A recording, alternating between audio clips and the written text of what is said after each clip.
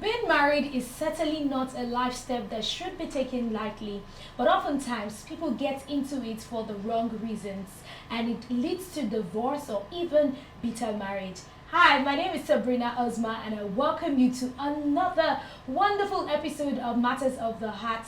Today's topic is a bit interesting and an eye-opener. The topic is married for the wrong reasons. And guess what? I'm not here alone. I have with me Ajoke. She's not on the street today. Yeah, I am not on the street today. Yeah. Hello, people. I am Ajoke Oseni, and it's such a nice thing being in the studio today with Sabrina discussing this very interesting topic. I am not on the street not because we don't have people to talk to on the street, but because we have such an interesting topic today, and we really need to dissect this topic. Look at you looking all sassy. Oh. But anyway, don't look at that Looking too bad much. We're going to either. go for a quick break, and when we get back, our guest is here with us in the studio. We'll be right back.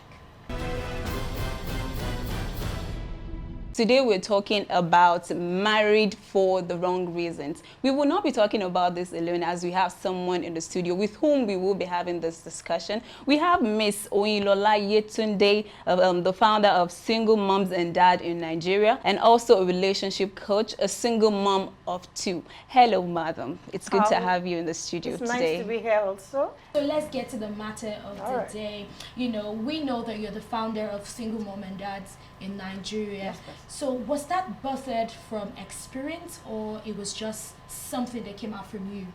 Actually, it's both. I will basically let me start here. Single Mom and Dad in Nigeria was a pet project which I worked on, and I don't just stumble on it. It was due from my experience and the nature of what I do. I'm a relationship coach and I matchmake people. Ooh. And I realized that a lot of singles, we have a lot of singles parents outside there. They don't have that boldness and they wish to love again. They wish to find love again. So I was like, I just gave myself a thought as in, there should be a platform.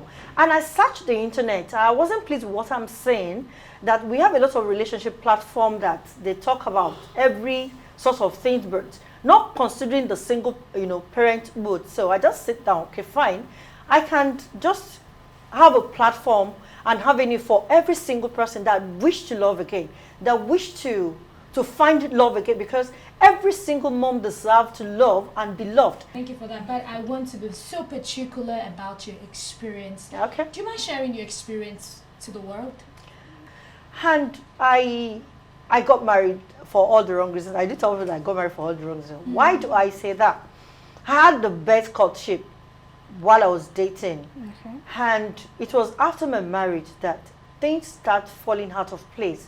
I realized that I married the wrong person, even though I had a perfect courtship. How do I mean perfect courtship? The person I dated is a perfect gentleman.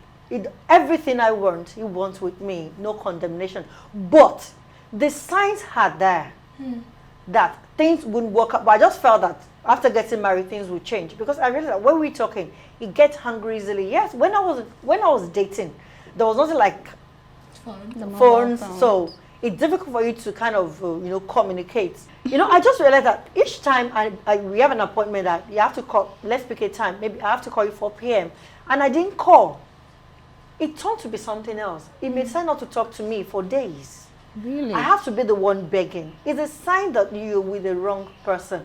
But I didn't take note of all that because I was being carried away.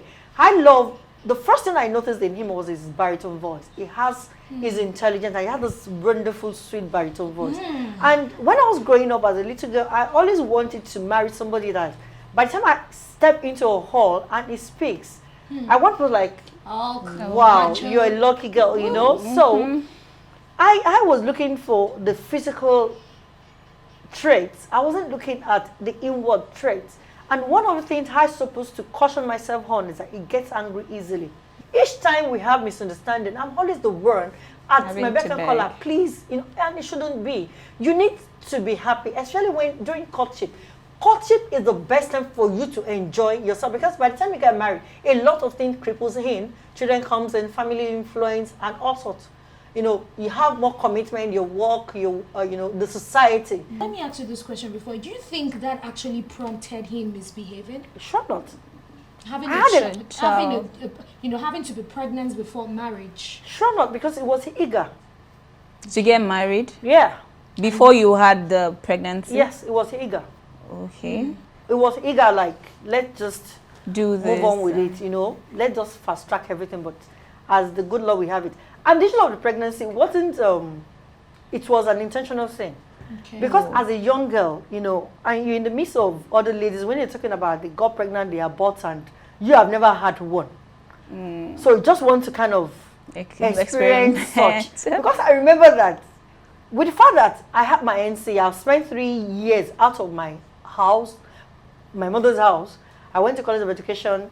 I am already at Yaba Tech and the two. So at least I've lived 5 years out of my parents' surveillance. And it was the moment I knew that I was pregnant, I had to drop a note for my mom. I ran away.